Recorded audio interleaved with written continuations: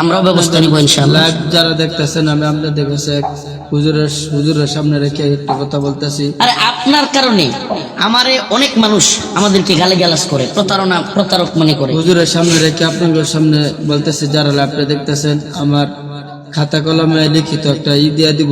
যদি ওই যে 36 নম্বরে, এই নম্বরে যদি আরো কোনো দিন একটাকে এদিক সেদিক আসে, আমার আইনের আওতায় আইন না বিচার করবেন। আমি এটা আপনাদের কাছে ব্যর্থ করলাম, উপস্থাপন করলাম। আর দুঃখিত, আমার কিছুই নাই। আপনি এই একটা অপবাদ শয়তানের ওয়াসওয়াসা করে আলছি, আমার ক্ষমার দৃষ্টিতে দেখবেন। আসলে প্রিয় দর্শক, আমরা আসলে তৎক্ষণাৎ সবগুলো ডকুমেন্ট ওদের ফোন থেকে যেগুলো পাইছি এবং আরো তালাশ করতেছি, ওগুলো আপনাদেরকে দেখাবো। আপনারা যদি মনে করেন যে আমরাই ওদেরকে পেয়ে গেছি, এত সহজ না। ও দেখা যায় হাসে, তো আপনি একটু হাসেন। কি বলবো, কষ্ট কষ্ট। আপনি কি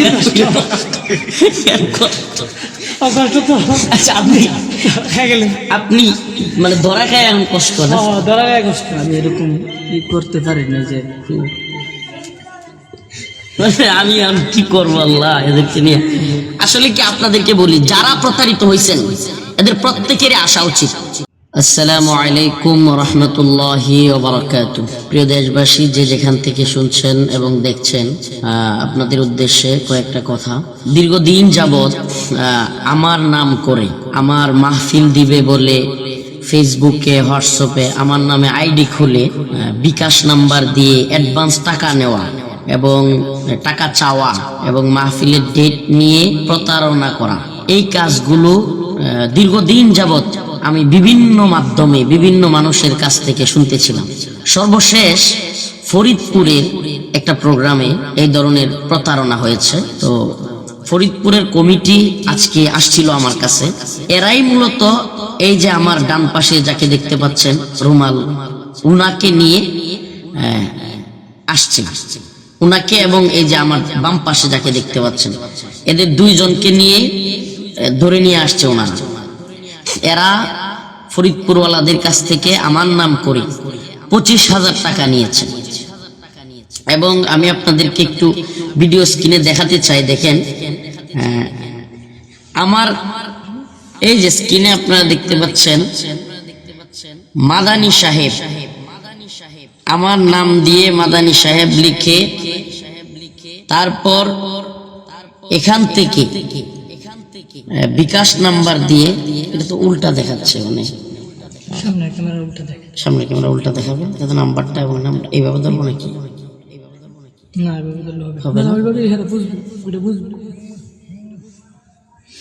এই যে মাদানী সাহেব লেখা এবং শেষে 360191 এরকম একটা নাম্বার দিয়ে, এবং আমার নাম দেখেন, আমার ছবি সব পর্যন্ত লাগিয়েছে।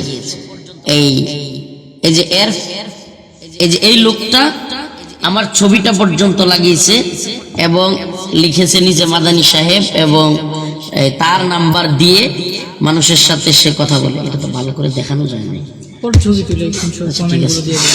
কমেন্টে দিয়ে দিই। আমার নাম্বার, মানে এটা আমার নাম্বার না, মানে তাদেরই একটা নাম্বারকে আমার নাম্বার বলে এবং আমার ছবিটা দিয়ে মাদানী সাহেব লিখে মানুষের সাথে এভাবে দীর্ঘদিন যাবৎ আমরা শুনতেছিলাম প্রতারণা করতেছে। এখন উনি আজকে যখন ওই কমিটি ফরিদপুর থেকে ওনাকে নিয়ে আসছে, উনি স্বীকার করছে যে একটা প্রতারণাই উনি করেছে, আর প্রতারণা করেনি। আমি আপনাদেরকে আরো কিছু রেকর্ড আছে যেগুলো শোনাবো, যেগুলোতে সে আমার নামে, আমার হঠাৎ করে যখন মানুষ ফোন দেয় যে হুজুর মাহফিলে কেন আসে নাই বা এরকম জিজ্ঞেস করে, তখন বলে যে হুজুরের চাচা মারা গেছে হার্ট অ্যাটাক করে, মানে বিভিন্ন ধরনের কথা বলে এই ধরনের কাজগুলো করতেছে। আমি একটু আপনাদের কাছে আসবো, তার আগেই ওদের কাছ থেকে একটু শুনে আসি। আচ্ছা, আপনার সাথে ঠিক কি হয়েছিল আপনি বলেন। আসসালামু আলাইকুম রহমতুল্লাহ। আমি ফরিদপুর মধুখালী থানা থেকে বলছি। আমার একটা সংগঠন আছে হিলফুল ফুজুল, সংগঠনের সাধারণ সম্পাদক। আমি হুজুরকে দাওয়াত দেওয়ার জন্য এই ভাইয়ের সাথে এই কন্ট্যাক্ট করি এবং ভাই পরিচয় দেয় হুজুরের খাদেমের। এই পরিচয়ে আমার থেকে অ্যাডভান্স নেয় এবং ফরিদপুরের দ্বিতীয় যে মাহফিলটা সদরে ছিল মমিন খারাট সম্ভবত, সেইখান থেকেও কিছু 15,000 টাকা, মোট 25,000 টাকা ভাই অ্যাডভান্স নেয়। কোন ভাই কি বলছেন ভাইটা এই যে কোন? এই ভাই, দেখান এই যে দেখান। এই ভাই অ্যাডভান্স নেয়। অ্যাডভান্স নেওয়ার পরে আমি যখন হুজুরের সাথে কথা বলতে চাই তখন আমাকে নাম্বার দেওয়া হয় এবং হুজুর খাদিম হিসেবে আমাকে নাম্বার দেওয়া হয়। নাম্বার দেওয়ার পরে লাস্ট যেদিন আমি মাহফিলের দিন ফোন দিতেছি তখন ফোন ধরে না, পরে লাস্ট ফিনিশিং বলতেছে যে ফোন ধরে বলতেছে যে হুজুরের চাচা নাকি হার্ট অ্যাটাক করে মারা গেছে, হুজুর গাজীপুর থেকে ফেরত চলে গেছে। আপনার ফোনটা খুলে দেন। গাজীপুর পর্যন্ত আসছিল, গাজীপুর থেকে হুজুর আবার ফেরত চলে গেছে। এই যে এই রেকর্ডটা শুনে একটু। আর আমার কাছে যে ভয়েস দেওয়া হয়েছে হুজুর এখন, এই ভয়েসটা আপনাদেরকে শোনাবেন। এবং আপনি এটা বলেন যে আপনিও যে আমার নামে ফেসবুকে উল্টাপাল্টা লিখছেন, কসম কে যে আমি টাকা নিছি, আপনি যে আমি এইটার ব্যাপারে বলেন। আমি হুজুরের ব্যাপারে এই ভাইয়ের কথা শুনে বা এই ভাইয়ের ভয়েস উক্তিতে হুজুরের নামে একটা মিথ্যা আর কি একটা পোস্ট করছিলাম। আপনি কসম খাইছেন যে আল্লাহি, আল্লাহর কসম আমি হুজুরের বাড়িতে গেছি। আচ্ছা, জীবনে কোনোদিন এভাবে আমার সাথে আপনার এভাবে দেখা হয়েছে? তাইলে আপনি যে বললেন আল্লাহি, আল্লাহর কসম আমি হুজুরের কাছে গিয়ে বাড়িতে টাকা দিয়ে আসছি, হ্যাঁ, এবং এটার তদন্ত চলতেছে, আপনি ফেসবুকে আইডিতে পোস্ট করছেন, এটা কেন বলেন? বলেন আপনি একবার ফ্রিলি বলেন। আমি এই কথা এই জন্য বলছিলাম যে আমি যখন টাকাটা অ্যাডভান্স করি তখন এই যে ভাইয়ের এমন ভাবে আমাকে কণ্ঠ করা হয়েছে যে আমি মনে করতেছিলাম যে পুরো রফিকুল ইসলাম মাদানী সাহেব হুজুরের সাথে আমি কথা বলতেছি, যার কারণে আমি হুজুরের নামে একটা মিথ্যা পোস্ট করেছিলাম। এই বয়সটা কে দিছিল? এই ভয়েসটা দিয়েছিল এই যে এই ভাই একটা নাম্বার, এই নাম্বার থেকে হোয়াটসঅ্যাপের মাধ্যমে আমাকে ভয়েসটা পাঠানো হয়েছিল। আর গতকালকে আমি আমার কমিটি টিম নিয়ে একটা ভাইকে গাজীপুর মাওনা পুরাতন বাজার থেকে ভাইকে নিয়ে আমি হুজুরের কাছে আসি আজকে আমার কমিটির মাধ্যম দ্বারা। হ্যাঁ, আপনি কি পোস্ট করছিলেন এটা বলেন। আমি পোস্ট করছিলাম যে আসসালামু আলাইকুম রহমতুল্লাহ, আমি আহমদ হোসেন রাজু আল্লাহ রসম যে রফিকুল ইসলাম মাদানী সাহেব হুজুরকে তার নিজ প্রতিষ্ঠানে এসে হুজুরকে দাওয়াত দিয়ে গেছিলাম এবং এর তদন্ত চলছে। ইনশাআল্লাহ অতি শীঘ্রই আপনাদেরকে জানিয়ে দেওয়া হবে আসল রহস্য কি এবং কিসের মাধ্যমে কিসের জন্য এর কাজটা হয়েছে। দাদা আপনিও তো এটা মিথ্যা তাইলে বললেন, যে আপনি আপনি এটা বললেন যে কিভাবে মাদ্রাসায় এসে দাওয়াত দিছিলেন, আপনি তো এটা মিথ্যা বললেন। হ্যাঁ, যে ভাইয়ের এসে মানে ভাইয়ের Continue করুন। যে ভাইয়ের আপনি প্রোগ্রামটা কিভাবে নিছিলেন? প্রোগ্রামটা নেওয়া হয়েছে যখন আমি এই ভাই প্রত্যেক বছর তার সে নিজ বাড়িতে অর্থাৎ নিজ এলাকায় প্রোগ্রাম করে। আমি ভাইকে একদিন ফোন দিলাম, ভাই রফিকুল ইসলাম মাদানী সাহেব হুজুরের সাথে তো আপনার কন্ট্যাক্ট হয়, অথবা রফিকুল ইসলাম মাদানী সাহেব হুজুরকে তো আপনি একবার মাহফিল দাওয়াত দিয়েছিলেন, তা হুজুরের কোনো ডেট আছে কিনা? তখন ভাই বললো যে হ্যাঁ আছে ডেট, কিন্তু এখন নেওয়া যাবে না, একদিন পরে নিতে হবে। তখন আমি কে বলছে এই কথা যে একদিন পরে নিতে হবে? এই যে ভাই বলছে যে একদিন পরে নিতে হবে। তখন আমি বলছিলাম যে ভাই একটু তাড়াতাড়ি দেখলে ভালো হয়। তখন বলছে যে হুজুরের ডেট তো অত সহজে পাওয়া যায় না। তো আমি বললাম আচ্ছা ঠিক আছে, যখন পাওয়া যাবে তখন আমাকে বলবেন, আমি সমস্যা নাই। তখন তারপরের দিন ফোন দিয়ে বলতেছে জানুয়ারি মাসের 18 তারিখে 2025-এ হুজুরের একটা ডেট খালি আছে। আমি বললাম আলহামদুলিল্লাহ সমস্যা নাই। মানে এটা কি সেই দিতেছে ডেট? হ্যাঁ, এই যে 18 তারিখ খালি আছে। ভাই সেই দিতেছে। দেওয়ার পরে আমি বলছি আচ্ছা ঠিক আছে সমস্যা নাই। পরে আমাকে বললো যে হুজুরের ইসের জন্য মানে হুজুর চাই না তবু আর কি অ্যাডভান্স একটু করা থাকলে আর কি ভালো হতো। তো আমি কথা হুজুরকে বললাম যে হুজুর তো আমার যেন তো অ্যাডভান্স নেয় না অথবা কন্ট্যাক্ট করে কোথাও মাহফিলতে নেয় না, তবু আমি হুজুরকে পাওয়ার জন্য 10,000 টাকা তাকে অ্যাডভান্স করছি এবং ফরিদপুরের দ্বিতীয় মাহফিল মমিনকার হাট ওইখান থেকেও তাকে 15,000 টাকা অ্যাডভান্স করা হয়েছে। আমরা একটু অফ করাই, আমি ওর পোস্ট আপনাদেরকে দেখাচ্ছি প্রিয় দর্শক শ্রোতা। ওর পোস্ট যেটা, এটা হলো পড়ে শোনাচ্ছি আমি। আসসালামু আলাইকুম, আমি আহমদ হোসেন রাজু বলতেছি। ওয়াল্লাহি, আল্লাহর কসম আমি নিজে সরাসরি নেত্রকোনায় রফিকুল ইসলাম মাদানী সাহেব হুজুরের মাদ্রাসায় গিয়ে এবং আমার সাথে গাজীপুর মাদখলা মসজিদের ইমাম এবং সহপাঠী হাফেজ মাহদি হাসান, আমরা তিনজন সরাসরি হুজুরের সাথে দেখা করে তার সামনে বসে রফিকুল ইসলাম মাদানী হুজুরের সম্মতি নিয়ে 10,000 টাকা অ্যাডভান্স দিয়ে 18 জানুয়ারি 2025 মধুখালী শ্রীপুরে হিলফুল ফজল যুব সংস্থার মাহফিলের জন্য দাওয়াত দিয়েছিলাম, কিন্তু কোনো কারণবশত তিনি আসতে পারেন নাই। এজন্য আমি অত্যন্ত দুঃখিত। তিনি কেন আসতে পারেন নাই আমাদের তদন্ত চলছে, ইনশাআল্লাহ সবাইকে জানিয়ে দেওয়া হবে। তা আপনি যে এই যে মিথ্যা কথাগুলো বললেন যে আপনি আমার সামনে দাওয়াত দিয়েছেন আমার সম্মতি নিয়ে, আচ্ছা এবার আপনার কাছে কিছু কথা জানি, এরপরে রেকর্ডটা শুনবো। এদিকে আসেন। আপনার নাম কি? আহমদ হোসেন রাজু। আপনার নামটা বলেন। মোহাম্মদ আমিরুল ইসলাম। আমিরুল ইসলাম। শেষে যেটা লাগান লকব ওইটাও বলেন। মোহাম্মদ আমিরুল ইসলাম জিহাদি। জিহাদি। ও যে বলছে কথাগুলো হ্যাঁ, যে আপনি এইভাবে ডেট গুলো দিচ্ছেন, সত্য কি মিথ্যা? শুধু এটা। আমি ওনার কাছ থেকে হ্যাঁ যে উনি ডেট চাইছে, আমি ওনাকে হ্যাঁ বলছি যে তুমি যেহেতু প্রতি বছর মাহফিল করো, তোমার এখানে মাদানী সাহেব হুজুর একবার দাওয়াত দিছে লাগে যাইতে পারে নাই, যেহেতু উড়া বসা হয়েছে ব্যস্ত বাসায়, তাহলে ওই হিসাবে তুমি আমাকে একটা ডেট দাও। পরে আমি বলছি আচ্ছা ঠিক আছে, আমি দেখবো নি, যদি ডেট পাওয়া যায় তাহলে আমি তোমার জানাবো। পরে আরেকদিন ফোন দিছে, পরে আমি হ্যাঁ বলছি, এটা আমার নিজের গাফিলতির কারণে আমি তার থেকে ডেটটা দিয়ে দিছে তারে। আমার সাথে যোগাযোগ করেন না, আমি আপনার সাথে যোগাযোগ করে না, আমি এমনি দিছি ওর কাছ থেকে টাকাটা নেওয়ার জন্য। আপনার নাম কি? আমিনুল ইসলাম। আমিরুল ইসলাম জিহাদি। বাড়ি কোথায়? ময়মনসিংহ সদরে। আপনি আমার সাথে যোগাযোগ না করে ডেট দিয়ে দিচ্ছেন? আমি এমনি দিয়ে দিছিলাম। টাকা কত নিছে? টাকা এই 25,000 টাকা আছে। এখন আমি যদি ও যে বললো যে আগের দিন বলছেন হুজুরের ডেট কি এত সহজে পাওয়া যায়, হ্যাঁ, এবং পরের দিন বলছেন যে হ্যাঁ এটা 18 জানুয়ারি খালি আছে, এটা আমি এমনিই বলছি, এমনিই বলছি। আচ্ছা, আরেকটা ছেলেকে দিয়ে আপনি আপনার ফোন নাম্বার, আমার ফেসবুক আইডি এবং আমার ছবি, আমার মানে সবকিছু মাদানী সাহেব লেখা, হোয়াটসঅ্যাপ নাম্বার, বিকাশ নাম্বার, এগুলো দিচ্ছেন আপনি? আমি ওই আরেক যেদিন মাহফিল ওদিনকে যেহেতু আমার ফোন দিতেছে, আমি কি বলবো এই মুহূর্তে আরেকজন দিয়ে আমি না করাবার চাইতেছি।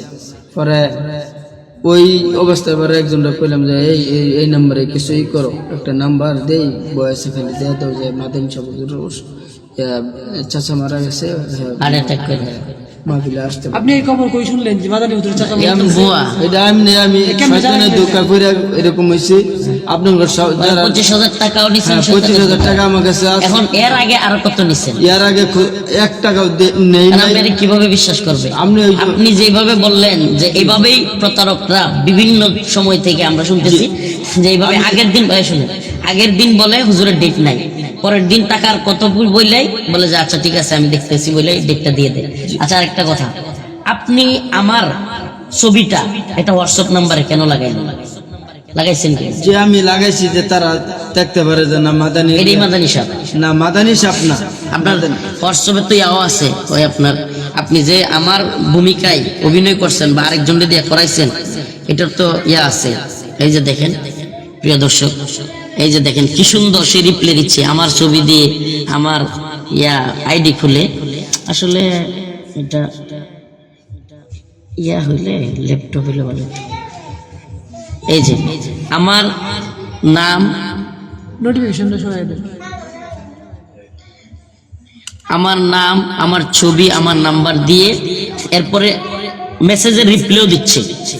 উনি লিখছে যে হুজুর কেন আপনি মাহফিলে আসতে পারলেন না?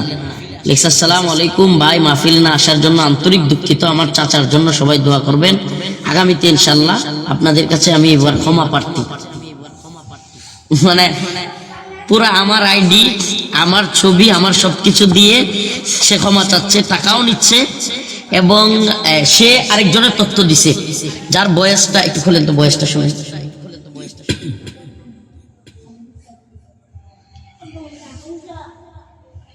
একটু সে যে আমার বয়স ইয়া কইরা অন্যদেরকে দেয় যে আমার চাচা মারা গেছে, এই ধরনের এই বয়সটা শুনে।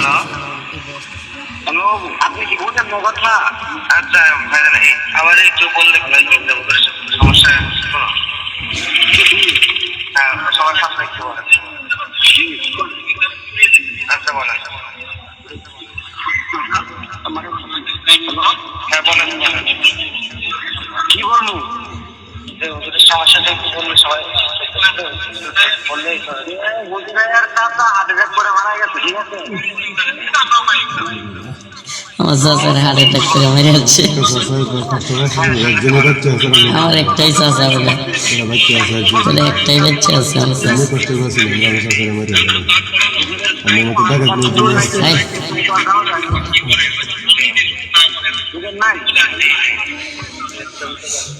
আসলে প্রিয় দর্শক, আমরা আসলে তৎক্ষণাৎ সবগুলো ডকুমেন্ট ওদের ফোন থেকে যেগুলো পাইছি এবং আরো তালাশ করতেছি, ওগুলো আপনাদেরকে দেখাবো। আপনারা যদি মনে করেন যে আমরাই ওদেরকে পেয়ে গেছি, এত সহজ না।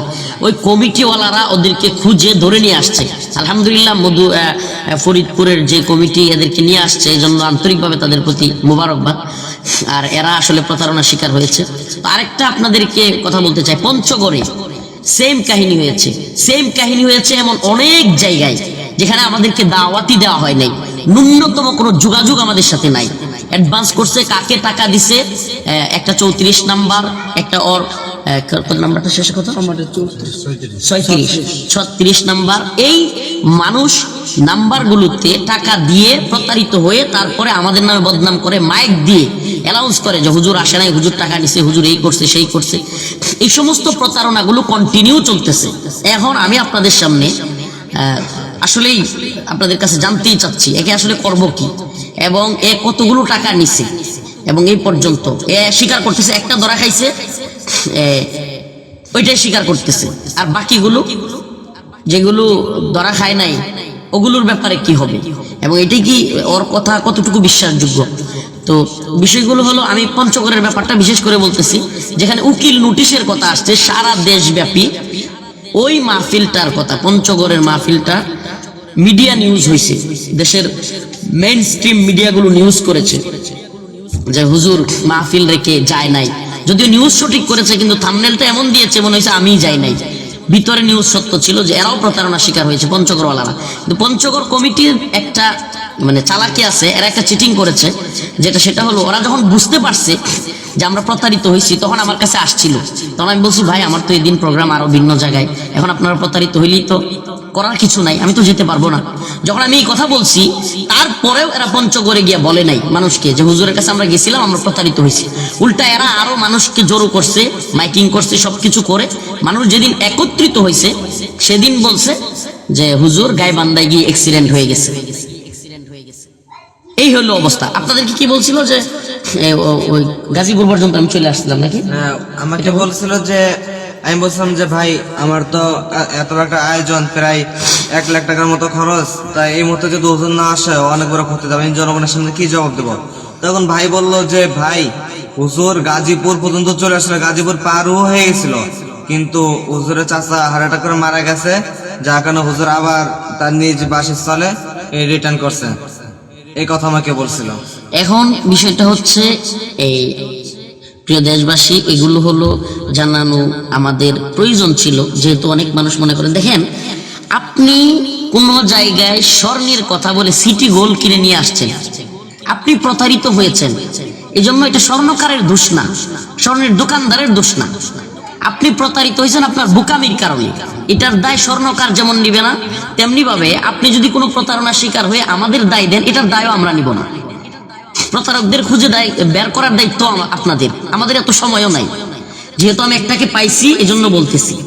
এমন অসংখ্য প্রতারক, বিশেষ করে 34 লাস্ট নাম্বার, দেখি আমি এর কাছ থেকে জিজ্ঞাসাবাদ করতেছি, ও আরেকজনের নাম বলছে যে কিনা ভয়েস গুলো দেয়। আমি নিজে ওই প্রতারকের সাথে কথা বলছি, আমারও মাহফিল দিতে চাইছিল, রফিকুল ইসলাম মাদানী সাহেবের মাহফিল আমি নিজেও নিতে চাইছিলাম একটা। ও দেখা যায় হাসে, তো আপনি একটু হাসেন। কি বলবো, কষ্ট কষ্ট। আপনি কি কষ্ট তো? আচ্ছা, আপনি খেয়ে গেলেন, আপনি মানে ধরা খায় এমন কষ্ট না? ধরা গায়ে কষ্ট। আমি এরকম ই করতে পারি না যে, আমি কি করবো আল্লাহ এদেরকে নিয়ে। আসলে কি আপনাদেরকে বলি, যারা প্রতারিত হয়েছেন এদের প্রত্যেকেরই আসা উচিত। মামা কি বলো? প্রত্যেকের আসা এর নামে মামলা দেওয়া উচিত। কারণ আমি তো ভুক্তভোগী না, আমার কাছ থেকে তো সে টাকা নেই নাই। এখন আমি তো তাকে যে আইনের আওতায় দিব বা আমি একটা কিছু করতে যাব, এখানে তো ভিকটিম লাগবে। যে সমস্ত মাহফিল কর্তৃপক্ষ প্রতারিত হয়েছেন, এরা যদি একে মামলা দেন এবং ওই 34 নাম্বারেও মামলা দেন, তাহলে আমি আইনানুগভাবে প্রশাসনকে বলে দিতে পারবো যে এই মানুষগুলো প্রতারিত হয়েছে, আপনারা ব্যবস্থা নেন। তো আপনার এখন কি বলেন, জাতির উদ্দেশ্যে আপনি কিছু বলেন যে আপনি এই কাজগুলো কেন করলেন বা কি বলেন শেষ। আমি এটা শয়তানের দুঃখে করে ফেলছি, এটাই আমার শয়তানের দুঃখে, এটা আমি জীবনে প্রথম আমি করি নাই।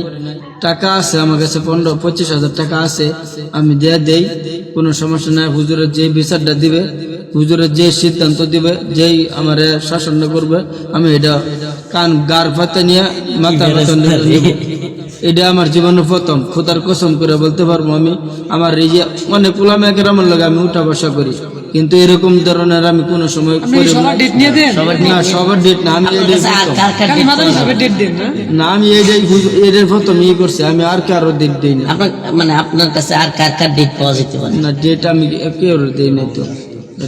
ও মামুন সাহেবের ডেটও দেয় না আমাদের লাগবে একটা যদি দেয়। এটা আসে সে যে আমার নামে কসম করে মিথ্যা বলছে, কসম করে আমার নামে আমার কাছ থেকে ডেট নিয়েছে মিথ্যা বলছে, তারপরেও কসমের শাস্তি কি, আবার কসম করে অপবাদ দেওয়ার শাস্তি কি, এটারে হে শাস্তি দিতে হবে। মানে আমি আপনাদের যারা দেখতেছেন আমি আপনাদের কাছে দুঃখিত, আন্তরিকভাবে দুঃখিত। আমার জন্য অন্য প্রতারকদের উদ্দেশ্যে কিছু বলেন, মানে যারা আপনার মতো আরো কিছু প্রতারক আছে এই বন্ধুদের ব্যাপারে আমি ওগুলা জানিও না, বলতেও পারি না, এটাই আমার প্রথম, আমি জীবনে এটা করিও না। এই ও আরেকজনের নাম্বার দিয়ে বয়েস দিয়ে পাঠায় না না হ্যাঁ? আমি ওই লোকটাকে, ওই লোকটার নাম বলেন। ওই যে নাম্বারটা দিছি সে আমার কাছেরই মানুষ আছিল, ওরে তো লাগবে, আমরা তো ওরে খুঁজতেছি। ওনার দেয় আমি বয়সটা দেওয়াইছি, মানে আপনি মক্কেল ধরে আনতেন আর পরে দিয়ে বয়স দেওয়াইতেন না? ওরা ওই 2টা বয়সী দেওয়াইছি, আমি বলছি যে এই 2টা বয়স দে, ঠিক আছে। হুজুরের যে সিদ্ধান্ত দিব আমি জরিমানা দিতে রাজি আছি। আমার নাম কি, ওর নাম কি, ওর ওর বাবার নাম কি, ওর পরিচয় বাপের দেন। নাম কি, ওর ঠিকানা বলেন। ওর নাম হয়েছে সাব্বির হোসেন, তার বাপের নাম তো আমি জানি না। বাড়ি কোথায়?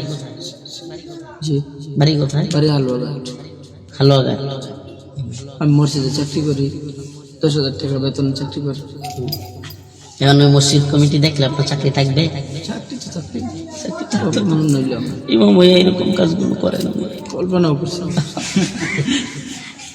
কি করতাম এটা, মানে করে দিন হুজুর। এই মিয়া আমাদের কারণে ও আরেকটা এই যে- বিষয় আপনাদের এই যে সামনে শুনেন আমি বলি, live কিছু লোক বলতেছি। আপনি প্রতারণা করছেন, ও প্রতারিত হইয়া কসম খায়া পোস্ট করছে ফেসবুকে আমাদের নামে। আর কিছু লোক সুযোগ সন্ধানী যারা আমাদেরকে দেখতে পারে না, এদের নামগুলো বলতে যাচ্ছি না, এরা সুযোগটা পাইলেই, আল্লাহ মাফ করুক, আসলে ইসলামপন্থী দলগুলো ঐক্যবদ্ধ হোক এবং একসাথে কাজ করুক, বা এই দেশে ইসলামপন্থীরা ভালো একটা অবস্থান তৈরি হোক, এটা আমাদের অন্তর থেকে সবসময় চাওয়া। এই জন্য বলতে চাই না, কিছু কিছু লোক মানে ইচ্ছা করে আমার কিছু হইলে টার্গেট করে, এরা আবার চায় যে আমি ওই অবস্থায় চলে যাই। আমার খুঁচায়েন না ভাই, আমি চুপচাপ থাকতে চাই। হ্যাঁ, ওলা খাফুন লাউমাতা লাইম, আমি নিন্দুকের নিন্দার পরোয়া করি না। অযথা আমার খুঁচাইয়া এই আর ঝামেলা বাড়ায়েন না। একবার তো আপনাদের মুরব্বী ক্ষমা চাইতে হয়েছে, আর এত খুঁচায়েন না, একটা কিছু হইলেই এত আপনাদের মুরব্বী অফ করে দিছে, বিষয়টা অফ। আমি আর নামও বলতে চাচ্ছি না, উনি আমাদের সকলেরই মুরব্বী। হ্যাঁ, উনি বিষয়গুলো অফ করে দিছে, এটা অফ। কিন্তু আপনারা নতুন করে এটা কিছু হইলেই মানে খুচাখুচি করা এবং আমাদেরকে প্রতারক মনে করে মানে মানুষের কাছে প্রচার করতে চাওয়া, এটা করবেন না দয়া করে। আর এই লোকটা ফেসবুকে পোস্ট করছে আমার নামে, কসমকে মিথ্যা অপবাদ দিছে। তো এদের শাস্তি একটু আল্লাহর কাছে আসি বড় ধরনের, বাকি আমরাও ব্যবস্থা নিব ইনশাআল্লাহ। লাইভ যারা দেখতেছেন, আমি আপনাদের কাছে হুজুরের সামনে রেখে একটা কথা বলতেছি। আরে আপনার কারণে আমারে অনেক মানুষ আমাদেরকে গালিগালাজ করে, প্রতারক মনে করে। হুজুরের সামনে রেখে আপনাদের সামনে বলতেছি, যারা লাইভটা দেখতেছেন, আমার খাতা কলমে লিখিত একটা দিয়া দিব, যদি ওই যে 36 নম্বরে, এই নম্বরে যদি আরো কোনো দিন একটাকে এদিক সেদিকে আসে, আমার আইনের আওতায় আইন না বিচার করবেন। আমি এটা আপনাদের কাছে ব্যর্থ করলাম, উপস্থাপন করলাম। আর দুঃখিত, আমার কিছুই নাই। আপনি এই একটা অপবাদ শয়তানের ওয়াসওয়াসা করে আলছি, আমার ক্ষমার দৃষ্টিতে দেখবেন, আর সম্পূর্ণ জরিমানা আমি দিয়ে দিব। আর আমি যেটা বললাম আপনারা একটা করবেন, দরখাস্ত হিসেবে রাখবেন। আমার নাম্বার আছে, আমি যেখানে হুজুরের কাছে আসছিলাম, বাকি যারা আছে এর যে 36 নাম্বারটা, এটা কমেন্টে দিয়ে দিও। যে আরো যারা আছে এরকম প্রতারিত হয়েছে তারা তো এসে এখন আপনাকে ধরবে, ঠিক আছে? তাদের টাকা তো দিতে হবে। আমি তো ওগুলো দেই না। হ্যাঁ, 36 নাম্বার তো মিলাই আরেকটা আছে 34টা এখনো পাচ্ছি না, কিন্তু ওর আরেকটা লুক আছে। না, আমার কিন্তু আর 34 নাম্বারটা ওর সাথে লিংক আছে আমার যে আইডিয়া, বাকি ওইটাও আমরা খুঁজতেছি। তার আমরা এত সহজে ছেড়ে দিব না, সে ক্ষমা চাকার যাই করুক, এটা এত সহজে ছাড়া যাবে না। তার সাথে লিংক আছে কিনা। আসসালামু আলাইকুম ওয়া রাহমাতুল্লাহি ওয়া বারাকাতুহু।